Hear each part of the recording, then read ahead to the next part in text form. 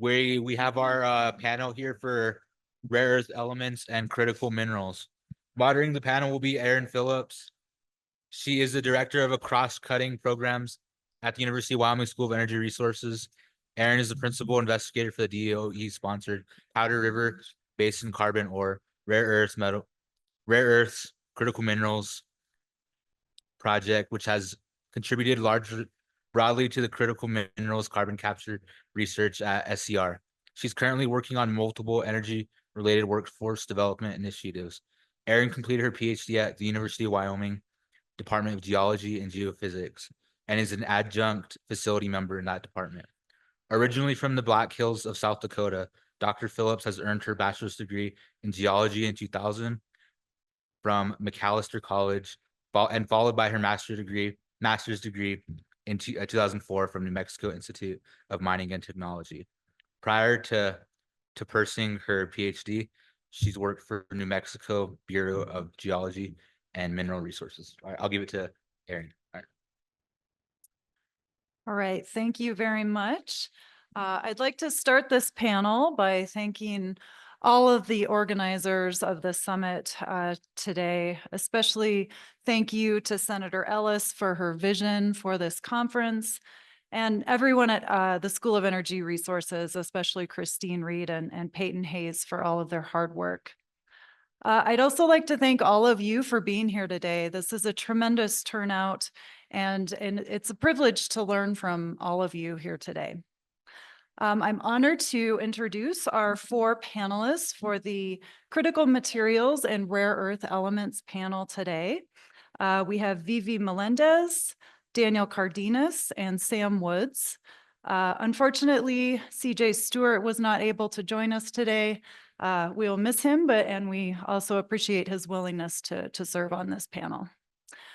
Each of our panelists has extensive experience in their areas of expertise around critical materials, and as a whole represent a wide breadth of knowledge around critical materials.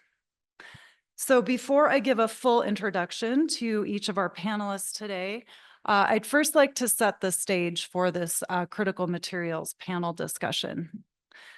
This panel is a discussion of rare earth elements and critical materials and the possibilities for transforming the mining industry on tribal lands, the development of critical minerals on tribal lands, and addressing concerns regarding cleanup, permitting, and reclamation. So in general, for a little bit of background here, critical materials are those resources that are essential to our economy and whose supply may be susceptible to disruption. Critical materials are essential for many of the products that we use every day, such as cell phones. They're also used for defense-related applications, and they're essential for many energy technologies, including solar panels, wind turbines, and electric vehicle batteries.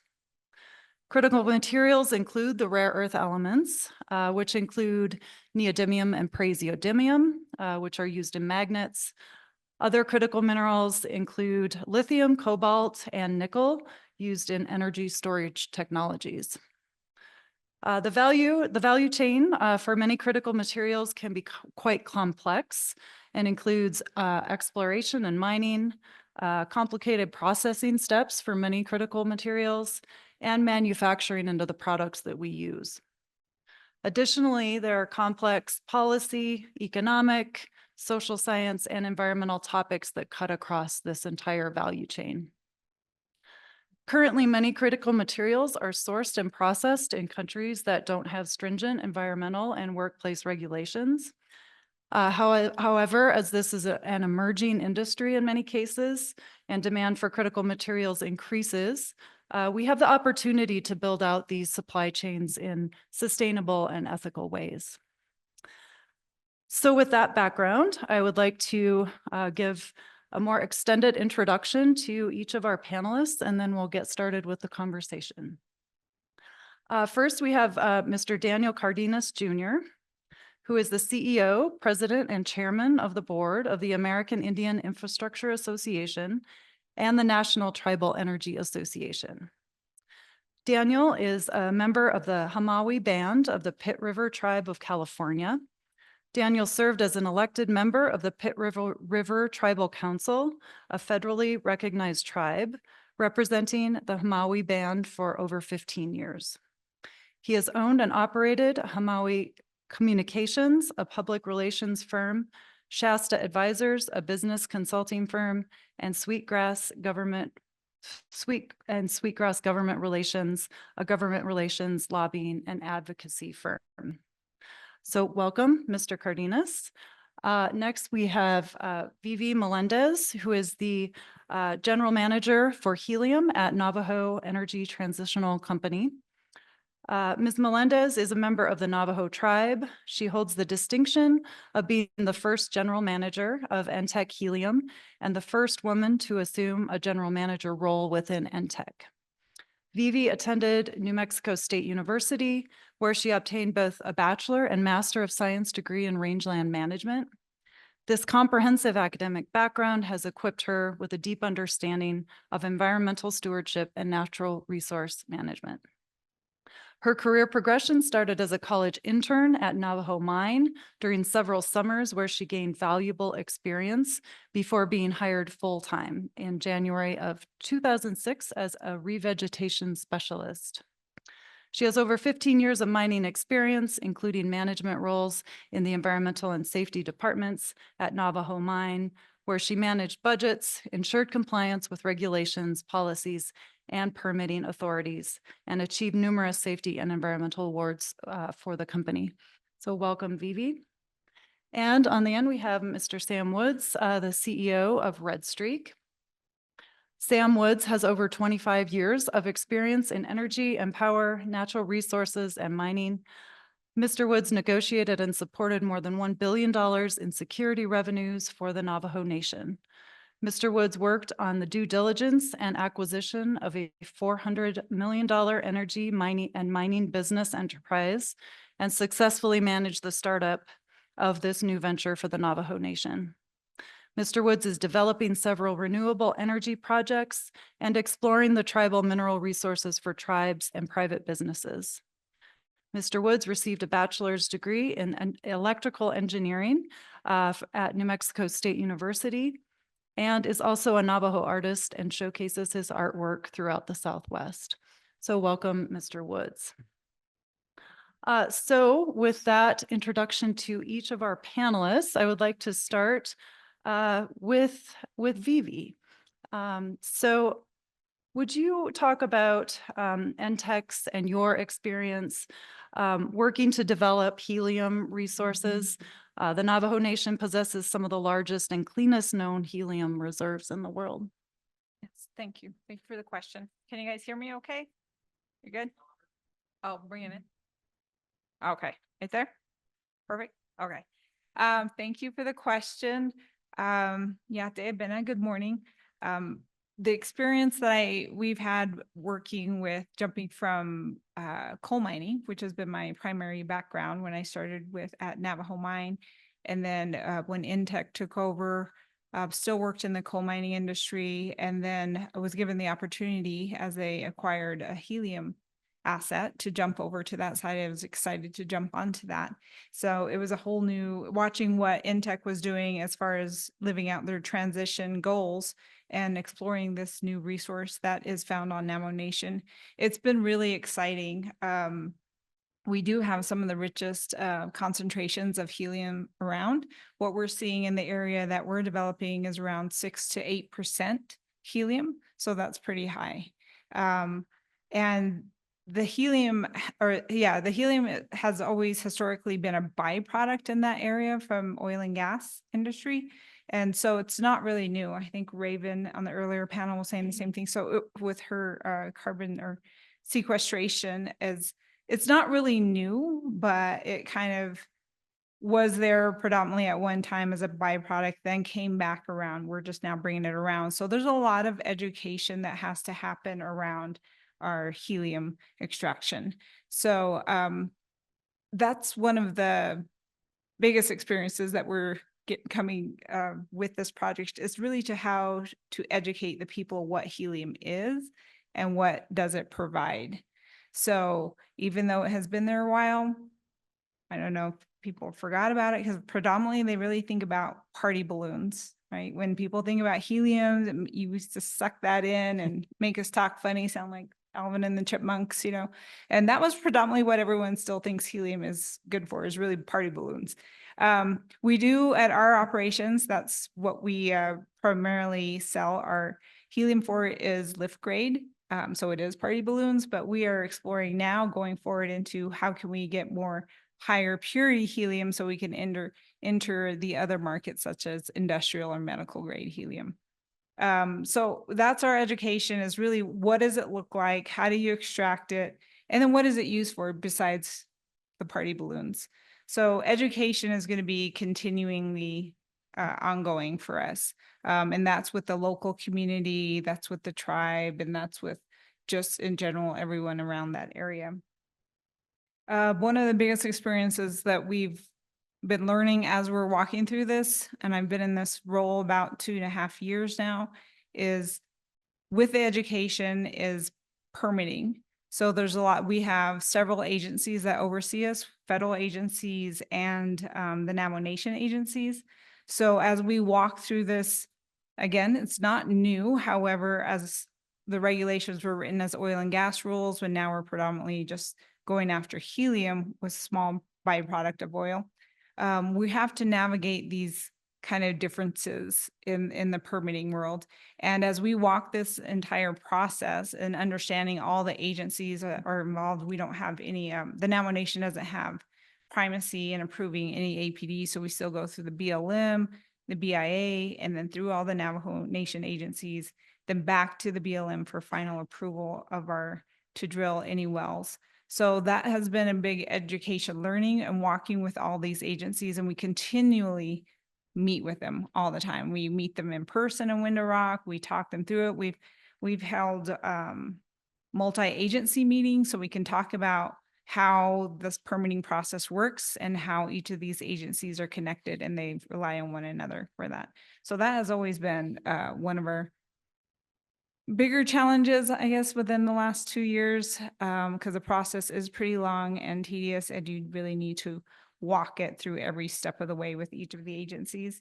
The other thing that has the experience that we've had is really understanding the geology in the area and what is possible out there. So we're kind of still in that exploration phase. So we have 11 wells, producing wells right now, but they're in different formations. As we drill each new well, we're learning more and more about what this field can do and what we can expect. So we're trying to get to the predictability stage where we understand the field, we can delineate the field.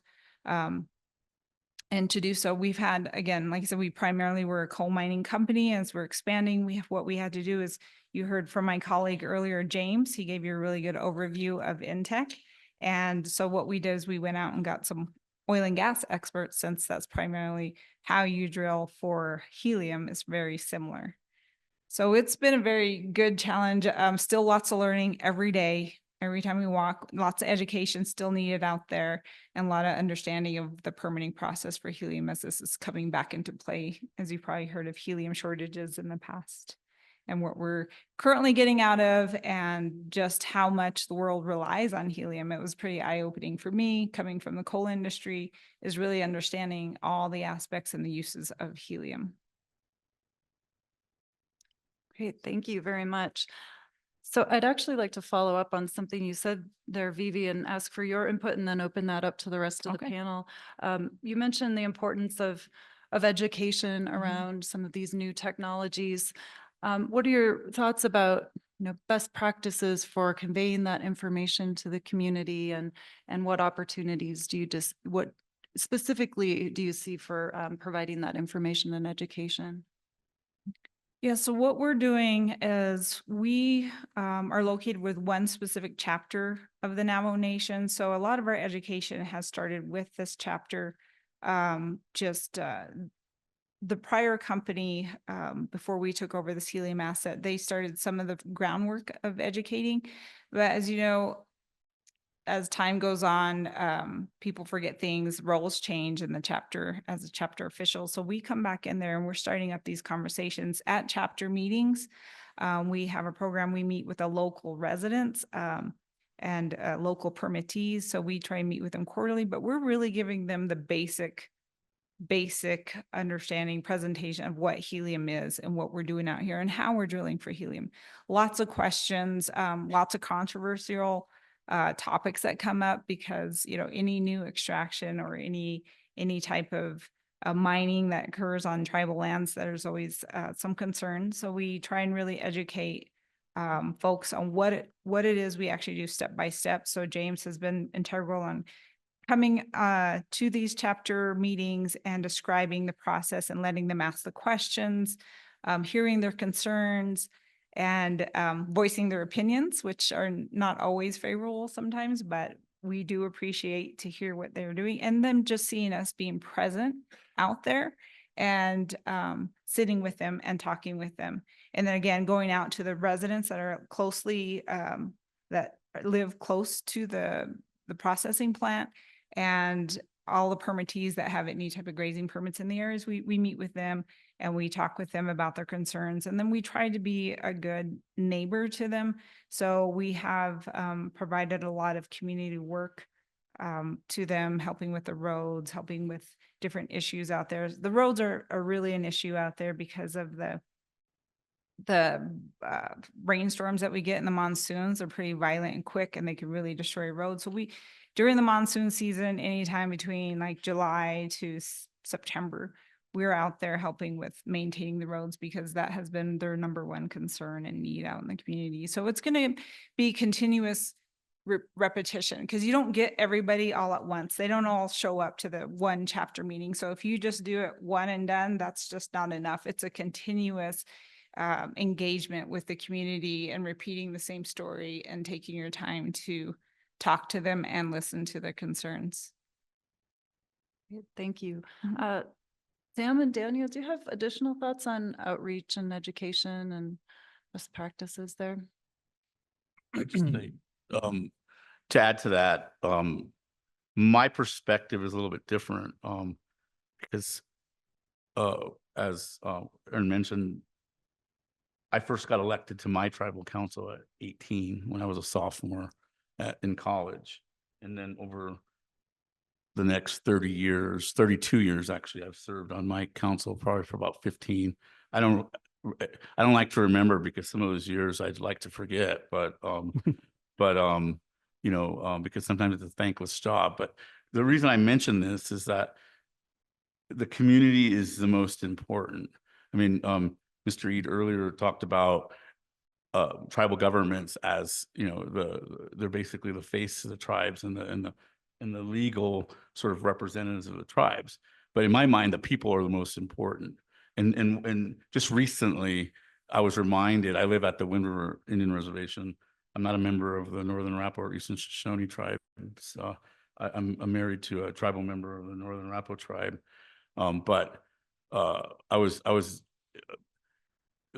reminded because I was talking with, I won't mention who or what organization, but an organization that exists on the reservation. A person, a worker there said, we don't talk to the people because the government officials, the business council is the most important. The people don't mean anything to them. And that kind of offended me. I was offended, I guess, for the people because that it's the opposite. The people are most important.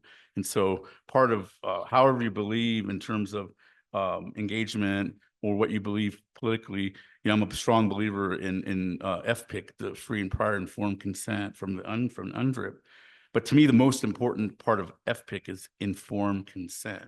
And so the people have to have the most information in order to make a decision, whether it's a decision about their tribal leaders when they vote, or if it's a decision on moving forward on a project. They have to have the most information.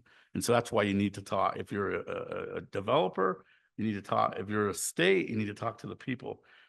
But it's also a reminder to tribal leaders that you need to talk to your people too. There needs to be transparency and accountability for your decisions from your people. It's not just at election time when you're accountable. just really quick, just to add some experiences working with communities is that in the past, generally businesses or developers or mining companies come into these tribal communities and really those companies work with central government. And in our case, with the Navajo Nation, most of those companies usually tend to come into the president's office or the tribal council and talk about their project and, get approvals or whatever it may be for their project. And it's generally top down. And nowadays, and especially with the recent energy policy, the 2013 Navajo Nation energy policy, a lot of that has really changed over the years. It's now more like working with the grassroots organization and working from bottom up with the people and also the communities. As you know, even just for Navajo, a lot of the communities are different. One community is different from another community, even they're the neighboring communities, but they're all different. Different resources, different geology, geography, and and every one of those communities, there's always gatekeepers. There are political families that are gatekeepers. There are NGOs that could be gatekeepers. And it's generally working with all those stakeholders, even as Vivi indicated, permit holders and chapter officials and all those internal and also external stakeholders. You really have to work with everyone and collaborate with all these stakeholders and generally to get whatever your project you're wanting to get approved is really you have to have a consensus across all the boards for your project. So I just wanted to add that. Thank you. Let's stay with you, Sam. Your work focuses on the Tahachi Energy Project that converges resources and technologies to develop a geothermal energy source that could help stimulate the Navajo Nation economy. How is Red Streak working to utilize existing resources and infrastructure to implement this new energy project? Thank you for the question. Before I give you some background information about the project, let me give you some background information about myself. Sam Woods and don't look at the name, but chain was a fun additional out of bond chain. And I come from two different communities on the Navajo Nation. On my father's side, I'm from Shanto, Arizona. So I represent that community. On my dad's side, on the New Mexico side, I represent my mom's home community, which is Mexican Springs, New Mexico. So, and if there are any other Navajo folks with those plans, and really, I'm extending my plans to family members that are in the audience here today. So as far as some of the work I've done in the past, in the beginnings, I've done work as an engineer, working on large EPC projects throughout the United States, from one coast to the other coast, working on gold and silver projects, pulp and paper projects, and the most of my work was really building simple cycle and combined cycle power plants throughout the United States. Altogether, about roughly 4,000 megawatts of build out experience throughout the United States. And I brought that back home to Navajo, back to the Navajo Tribal Utility Authority, working as a supervisor manager for the engineering and technical services under NTUA. Under NTUA, just building out more distribution and sub-transmission and substation projects for our Navajo people and our Navajo communities. And I was very fortunate enough to come to work for the president, President Ben Shelley, who was elected president of the Navajo Nation in 2013. He was looking for a person that had some natural resource experience, community experience, and also engineering experience to help the nation negotiate some of the large land or business leases that he had at that time. Some of it was actually talked about earlier from the panel before, which is the Four Corners Power Plant and also the Navajo Generating Station. So I worked on those deals on behalf of Navajo with a team of other members within the Navajo Nation. And along with that, I also did some work in the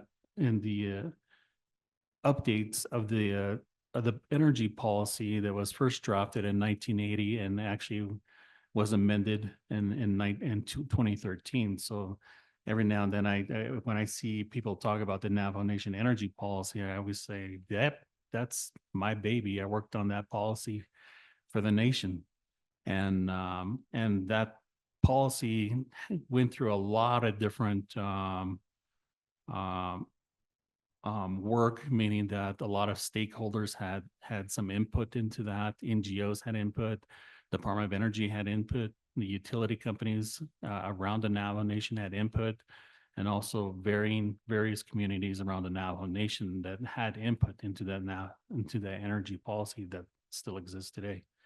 So and I'm bringing all of this up because all of that helped create Navajo to start looking at owning assets. And one of the assets in my work that I did was looking at the technical and financial due diligence of owning the Navajo mine. And at the time, we brought some folks in to look at the legal side, the technical side, the business side, the permitting side. And it took us about a year and a half to put all of this together and put it before Navajo, and for Navajo to decide whether they need to proceed down this path to actually own its own resource on its own lands. And at the end, the council approved it, and the president approved it, and that's how the creation of the Navajo Transitional Energy Company came to be. And along with that, the passage of the Navajo Energy Policy came along with that. And with that company and with the energy policy at the time, Navajo started really looking at owning assets. I mean, there are other tribes who have done this before, but this is really the first time that tribes were looking at developing its own resources internally and also externally.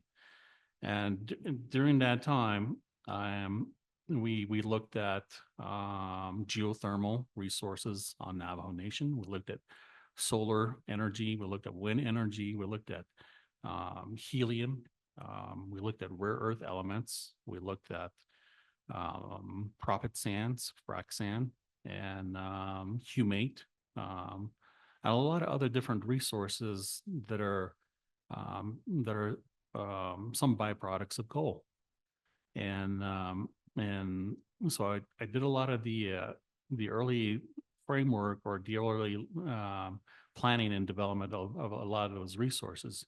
And one of those projects is this project right now, which is the Tohatchi Energy Project.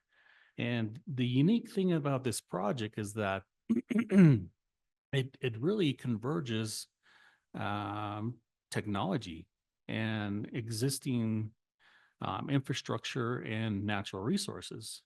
And it's really envisioned to be a food, energy, water hybridization project. And at the time, when we started this project back in 2016, it was really, we didn't know what this project was going to look like or what it would be. But after, with some help from the Colorado School of Mines and the National Science Foundation and helping us looking at what are we looking at here? And really it was a hybridization of technologies that would help support and complement each other. And along with that, we also looked at some of the internal Navajo Nation disparities and deficiencies Some were talked about today. And so the energy project also looked at the mitigation of some of those disparities and deficiencies. For example, like food. Um, on the Navajo Nation, even as the size of bigger than the size of the state of West Virginia, there are only 10 grocery stores on the Navajo Nation. And most Navajo folks have to drive anywhere from 2 to 3 hours to the nearest produce market or meat market to buy food. And much of the time, the food that they buy is either canned. And this was one of the undertaking as far as let's solve that issue with this project. The next one was health. Obviously from having a food deficiency or disparity issue, a lot of the Navajo folks were starting to get ill, having diabetes, having lung disease, heart disease, and having a high mortality rate from food. So we figured that, okay, we'll fix this. We'll mitigate that under this project. And the next one is energy. The Navajo Nation consumes roughly about 165 megawatts annually within the Navajo Nation. About 2/3 of that energy that Navajo people use or comes from hydro. Hydro from the Western Area Power Administration or through other power contracts that were negotiated by NTUA. But one of the problems today is that roughly 13,000 homes still in the Navajo Nation, about 21% of the Navajo homes still don't have electricity. And for example, I still don't have grid powered electricity. I have to use power, either solar power or sometimes extra power from my parents' home who is grid connected. So, and that's one of the other issues for this project is how do we solve that with under this project? And so with 13,000 homes still without electricity, that's about 20 megawatts, 25 megawatts of power that still needs to be built out for the Navajo people, or power that needs to be bought from some of the neighboring utilities in or around Navajo. And if Navajo is really truly looking to be to create this thriving economy, then you also have to look at the business or the business side which is the commercial and industrial side. How much of that power still needs to be built out? And we estimate about anywhere from 50 to about 80 megawatts of energy that is still needed for the commercial and industrial customers on Navajo.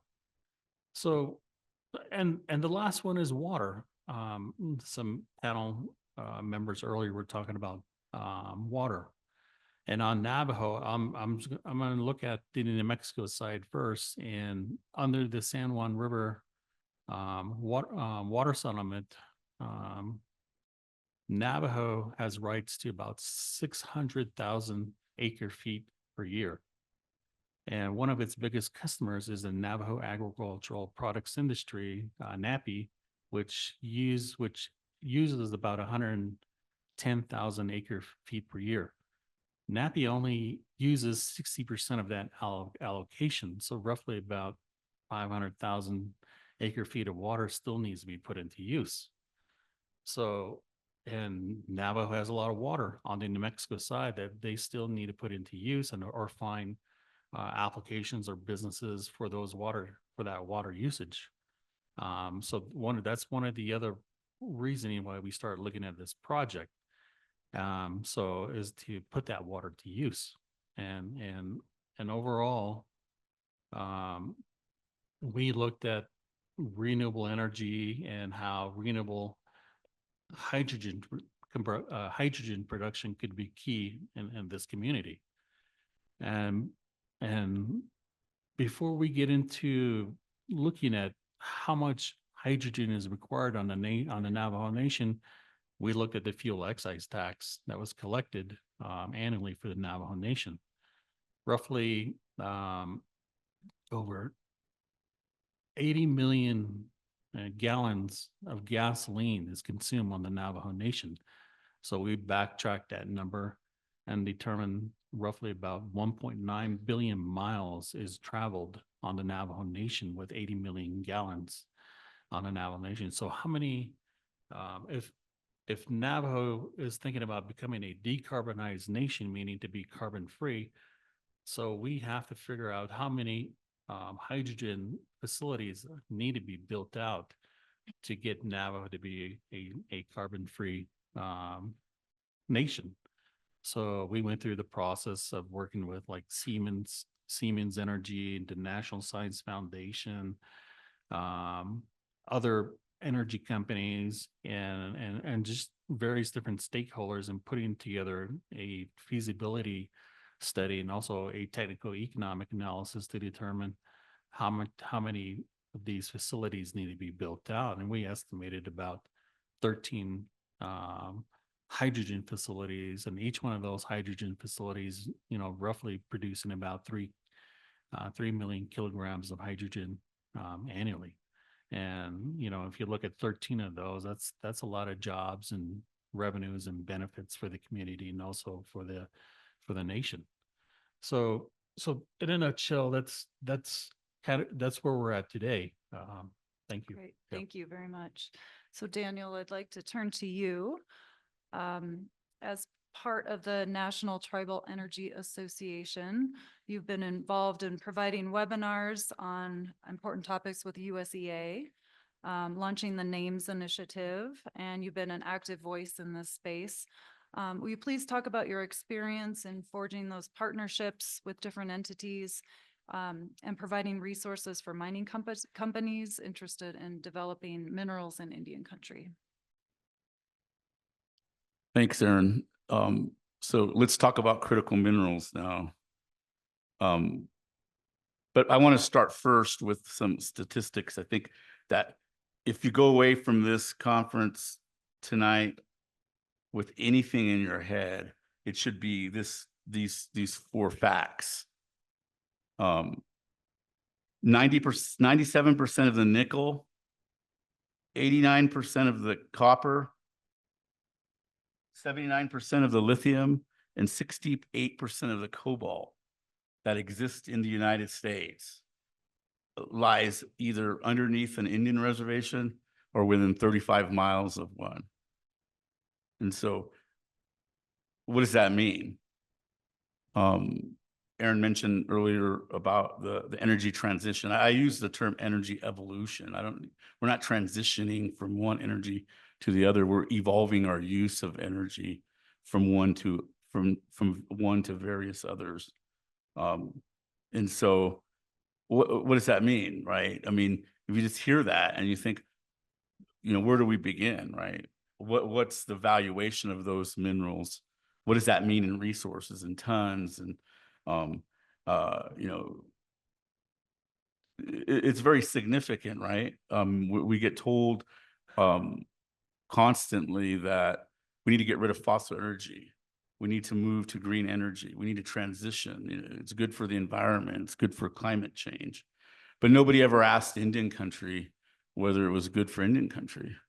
We're just told that it's good. I mean, we all have eyes. We all have brains. We know that climate change is a thing. It's real. But we actually never were asked, right? Like Mr. Eid talked about, the tribes, the government didn't come to us and ask us what do we think about it. We're just told by our friends and allies that this is a good thing. So what those 4 statistics tell me is that the energy transition the foundation of the energy transition comes from critical minerals. And critical minerals are Indian minerals. And so that means that the energy transition must go through Indian country in order for it to be successful. And so that's a huge opportunity. It's a huge responsibility as well, right? So at the beginning of the fossil energy, the creation of fossil energies, the creation of the industrial world, we weren't part of that. I mean, we were, but we weren't asked. They just took what the resources that we had, right? I don't have to remind anybody here, but maybe you don't know that the first commercial oil that was discovered in Wyoming was on what is no longer the Wind River Indian Reservation. They found oil and they took that. They seeded that property out because it had oil. You know, gold at South Pass was part of the reservation at one time. That's no longer, you know, the hot springs in Thermopolis, that was also part of the reservation. You know, Riverton, the ag part of the reservation was taken as well. So whenever they're finding good things on the reservation, they take it. And so, but the tribes didn't have really any choices in that, right? That's the past. What I'm saying here is the future is minerals, and the tribes. Right now, we're talking about it. We're at the beginning of this industry. It's not really even an industry yet in the U.S. It's been an industry in the past. You know, critical minerals processing went away in the 70s and 80s, and it hasn't come back yet. And that's part of the value chain that Aaron mentioned as well, coming back to the U.S. But so this is the opportunity. But in order for us to be able to take advantage of the opportunity, we need to understand as not just tribal leaders, but tribal community members, as natives, we understand what and get as much information and data as possible about those resources that are under our feet. And that takes a lot of conversation, a lot of dialogue, because no matter how you think, we're going to need more mines. We're going to need hundreds of more mines across the Western U.S. If we want to get rid of fossil energy, we're going to need more mines. If we keep fossil energy, we're going to need more mines. It's a fact of life, but like I said, it's a huge opportunity. And so I start with that because, as Aaron mentioned, you know, I wear a lot of hats. The National Tribal Energy Association represents the 4 largest energy producing tribes in the country: the Navajo Nation, Southern Ute Tribe, the Crow Nation, and the 3 affiliated tribes in the Bakken, who together produce 90+% of all the BTUs that are produced in Indian country come from those 4 tribes.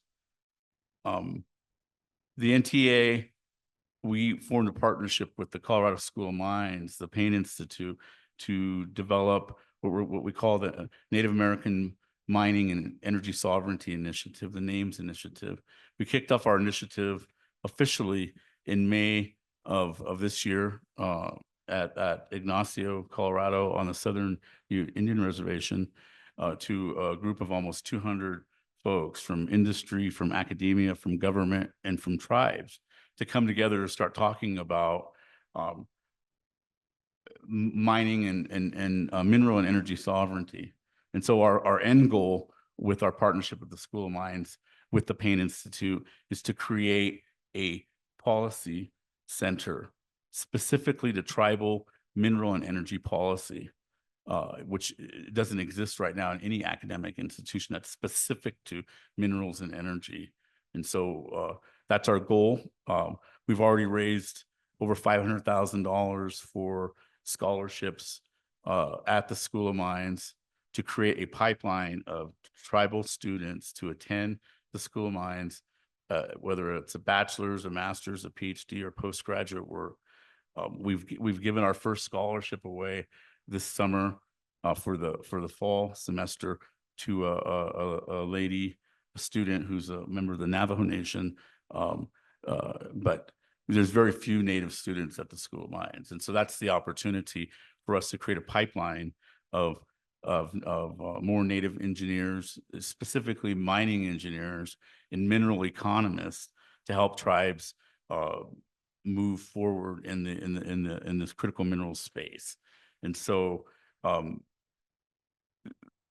so why do I do this?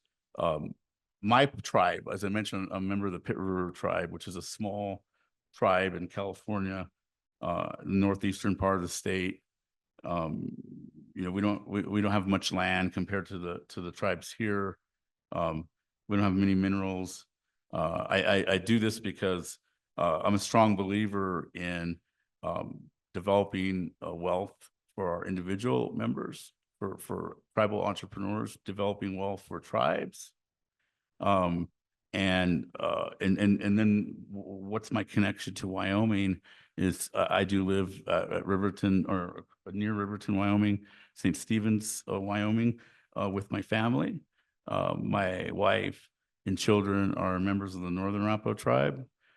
You met my son earlier, one of the MCs, but I also do this for him and for his 5 sisters, Kachina, Katsina, Kateri, Katerina, his brother Corey, and then we have a new son, a sister-in-law just passed away, and so we've inherited a new son.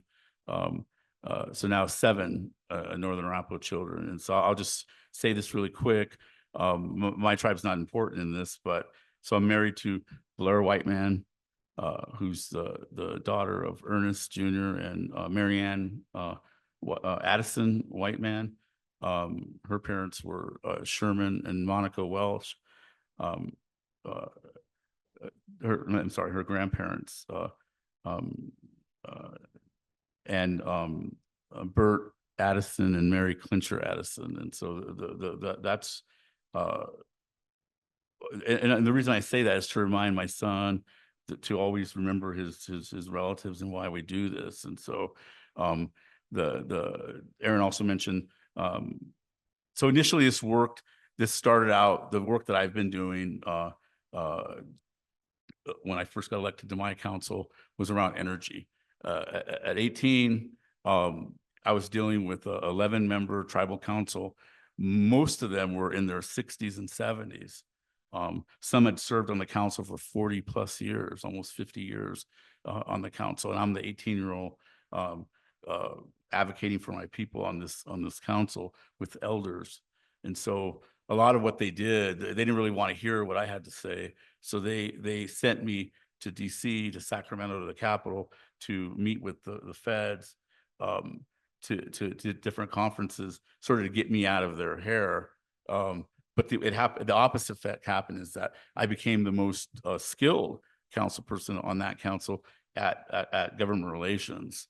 And so, and meeting other tribes. Most of those folks, most of those council members are gone now. They've all passed away.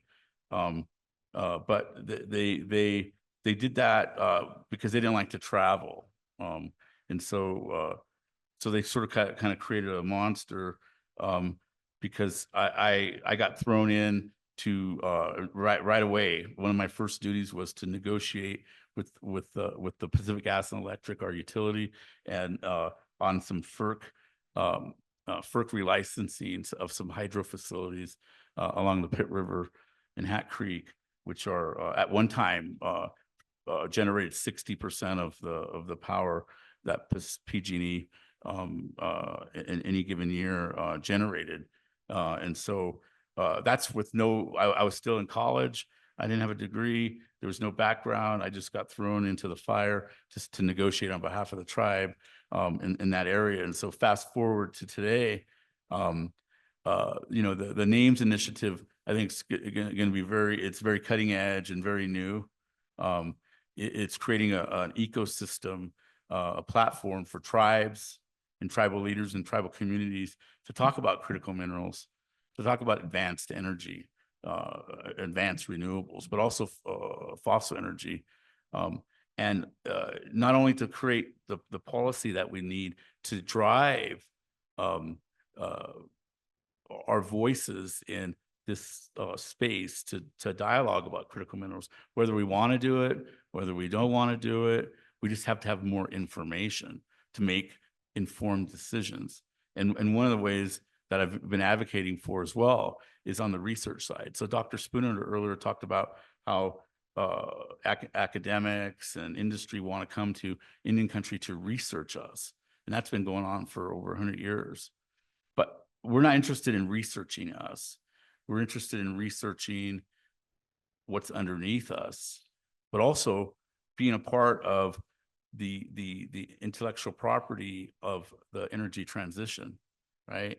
Everybody talks about energy transition for Indian country, that it's going to be great for us, right? You know, that we're going to have all these jobs. Jobs are great, right? I mean, but we need to think bigger than the jobs, right? And not just for tribes and tribal governments on the business side. We need to think about the roles that tribal member entrepreneurs play in this space too. So one of the things that we're really pushing with the School of Mines is to create a new type of laboratory where research and development can take place in and around the energy transition, critical minerals, and advanced energy, so that tribes and tribal people can share in the intellectual property of the energy transition. Jobs are fine, but jobs aren't going to make us rich. Owning intellectual property, owning these companies is what's going to get us to the next level, right? We always, you know, two tribes have basically talked today, Navajo Nation and Southern Ute, and those are great examples of what can be done in business. But there's 572 other tribes that need to understand this space and really don't. And so we're trying to build this initiative so that we can work within the country, so we can educate ourselves, educate our future, and create the workforce of the future. And so I would suggest that if you have students, I mean, I said, no offense to University of Wyoming, but you know, Colorado School of Mines, you know, to me is the premier mining school in the country. And so we need to educate our kids and those next generations of engineers, whether it's petroleum engineers, whether it's mining engineers. We need to train them not only to go find a job and make money, but really their role is to be the liaisons. You know, the back in the day we had interpreters, right?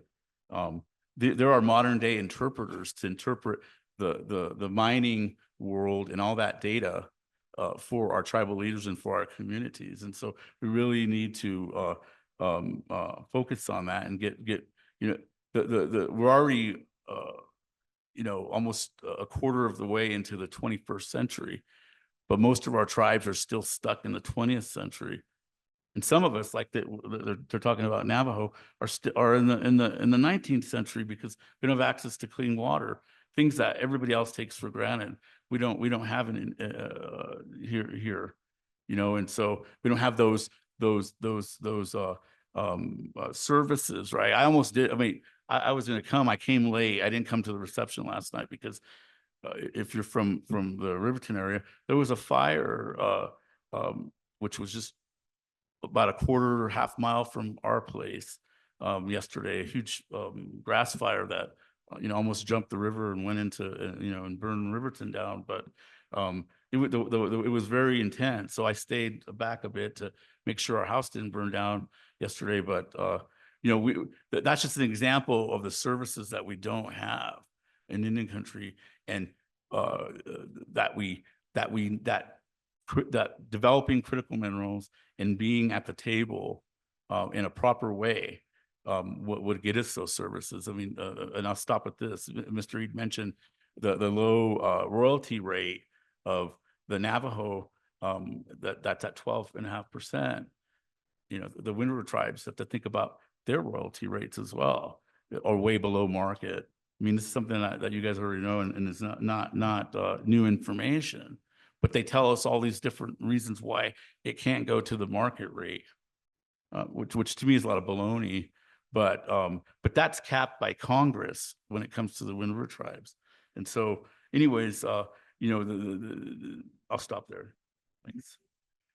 Thank you, Daniel. So Vivi, I'd like to return to you. Would you talk about the decision-making process for considering new projects? Those that may be focused on critical minerals or any energy technologies?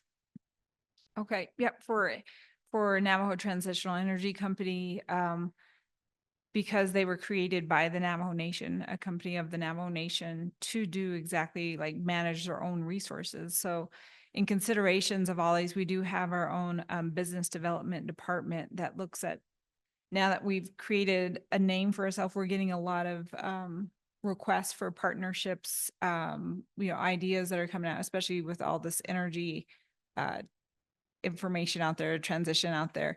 So we get approached quite a bit through that. And it, as James mentioned earlier, it has to align with our values, make sure it's benefiting the Navajo Nation.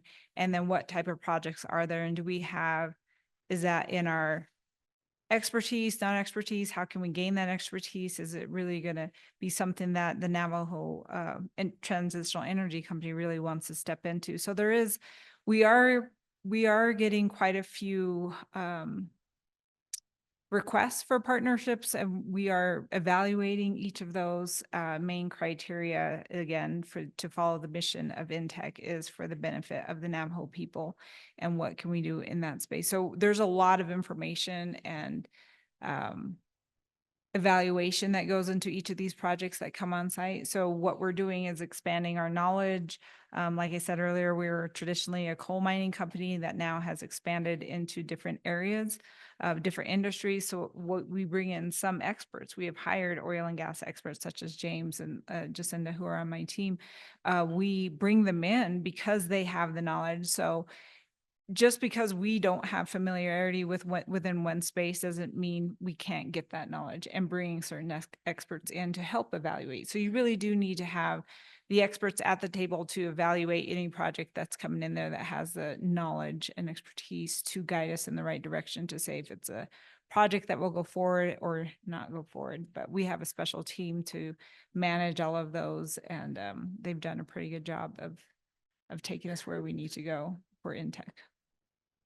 Thank you. And I would like to stay with you for a moment, Mhm. Vivi, and pick up on something that Daniel mentioned. Since we have so many students in the room, Mhm. Daniel mentioned scholarship opportunities and research opportunities.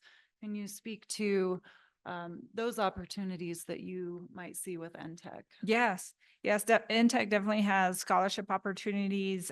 We do have internships. If you go to our website, we do have some available right now. We have mines in Montana and Wyoming, as well as, of course, Navajo.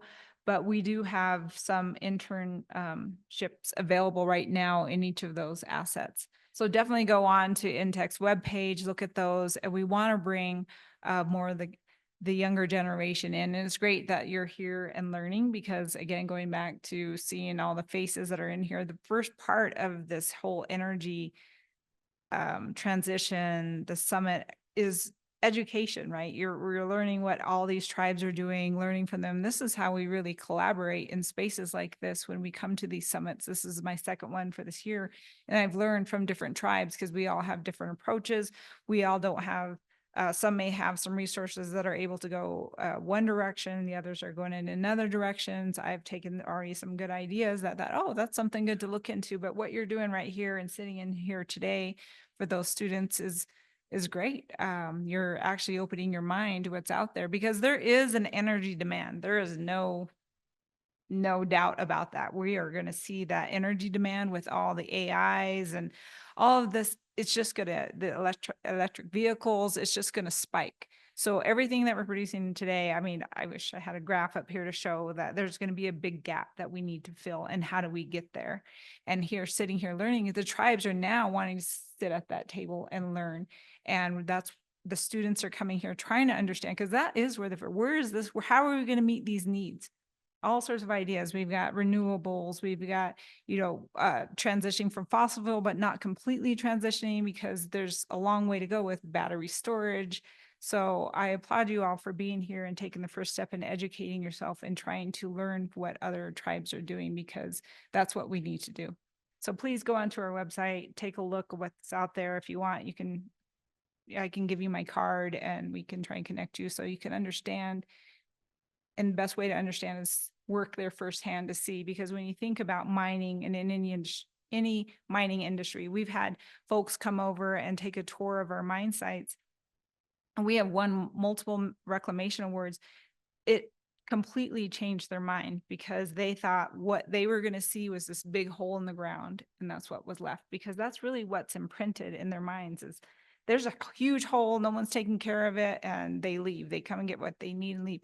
And with Intech at the Navajo mine, that was one of our biggest focus. We're doing some really nice innovative ways on reclamation as far as geomorphic reclamation, putting it more at a mature landscape. And we have, I'm proud to say we have won multiple national awards. We just won one recently last month from OSM again in this space. So if you can come on and learn, that's why we want the students to come and work for us. It could change your mind what you're seeing out there and get you more education. So then you come out with a different perspective than what the world sometimes puts on you and what mining is and what it looks like after they leave. Thank you. And Sam, do you have anything to add on student opportunities? Sure. The, there's, I'm just speaking on my experiences, with Navajo. A lot of these companies now in Navajo are actually collaborating and communicating with each other, working on STEM initiatives and STEM programs. And one of the biggest success story in Navajo right now is an event called STEM Station. And that event is Intech is a big participant and contributor to STEM Station, along with APS, BHP, and another businesses on Navajo. And what STEM Station does is takes folks, STEM professionals in each one of these businesses, and they travel through the K through 12 schools on Navajo and then hold these events. It's a whole day event, and engineers or STEM professionals come out and they talk about their jobs and their roles and what they do for the business, and also for the communities that they come from. Some bring like hands-on demonstration equipment, or just other supporting information about what they do and who they are. And it's a pretty cool event. I mean, you get kids, like, middle school kids that are so, fired up about wanting to be an engineer or to be um, a scientist or something like that. And that's, I think, one of the biggest success stories that a lot of these Navajo businesses, that's what they're doing right now. So. Yeah, and just don't stay limited on thinking that you have to be a mining engineer or because we have a lot of jobs for accountants and IT specialists and HR. There's a whole field that supports the mining industry or any of these energy industries. So don't think that you can't apply for some of these jobs just because you're not in this field. I mean, I'm not an engineer, and I have an environmental background, so coming into this is a whole new perspective for me, being in this position that I am. But knowing that I was seeing this and more women coming into the field, and just don't limit yourself. I mean, I have my degree in land range management, so more land management, but getting to this point, you're not pigeonholed into anything.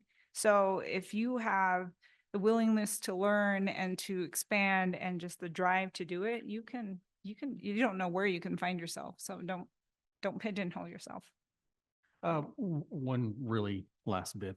I had a student, a young lady, who was attending the University of California, Berkeley, and she was getting her master's in electrical engineering. And man, this kid is full of energy.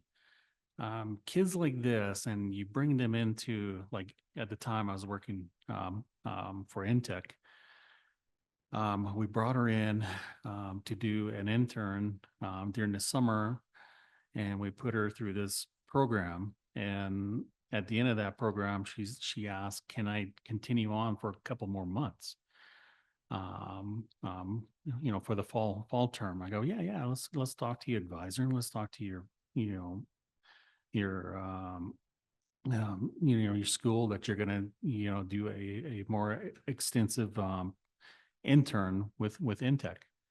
And, kids like this, when you work with kids like, like Lindsay, full of energy, one of the things, she came to me and said is that I want to do things. I want to build things. I want to do something big.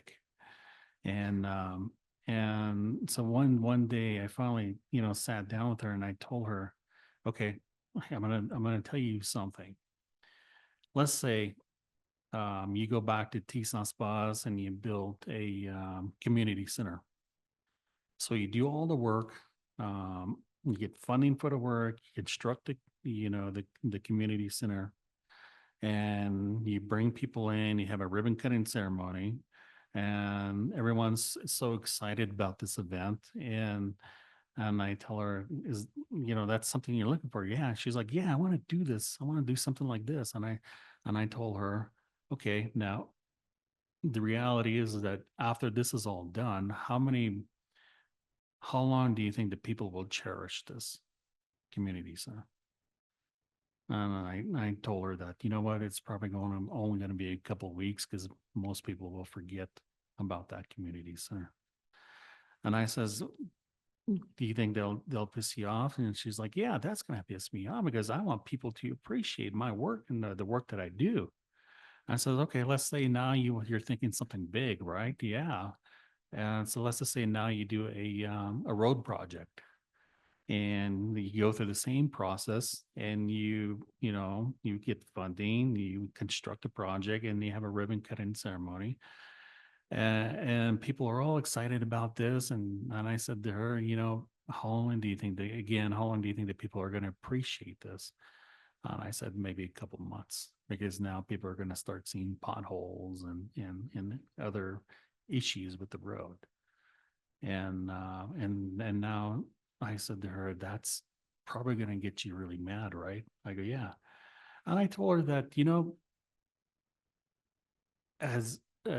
as much energy as you have and as much energy you want to put back into your community and to help your people and your community, and you do these great projects, I told her that, that's great, but the all of that energy, what you should do is really put that energy into finding someone else like you, someone who's just like you that wants to do great things for your people in your community. And now you have a team, and then you find more teams that want to do the very same thing, and now you have a whole army. You got a community that can really build whatever you want, and that will actually see what you see and really cherish the projects that you want to build for your people and community. And that's what you should be working on, is really to build people first rather than projects. So I just wanted to share that. And that's some of the things that we do when it comes to like mentoring kids that we work with on Navajo. Great, thank you. Well, we just have a few minutes left, and I'd like to pack a lot into the last question here and ask each panelist to just take a couple minutes to wrap up. And we'll start with Daniel. And to return to critical minerals, Daniel, you spoke about the importance of critical mineral development earlier. Could you just in a few words talk about the benefits that you see with critical minerals development and the concerns about potential critical minerals development on tribal lands? Obviously, I've mentioned the benefits. I think that, it's around resources, right? Indian country has never been a part of something from the beginning to the end. There's a saying, if you've heard me speak before, saying Indian country is always the last invited to the dinner, and then we're the first asked to leave. We never stay for the whole party. And so this is our opportunity to stay for the whole party, good and bad. right? Because we need to get the information, the data about what the value and what the minerals lie under our ground or close by. That's the first thing. And that's the benefit, right? A lot of people, we don't talk about money in Indian country. We don't talk about wealth, but we need to. You know, when you don't talk about money, you have bad credit. When you don't talk about money, you're unemployed. When you don't talk about money, you don't have 401ks or retirements, and you don't have a future for your kids and your family. And so, to me, that's the benefit. But and the negative part about that is daily. So I live about a quarter to a half a mile from an old uranium processing plant. It's just down the road from where we live.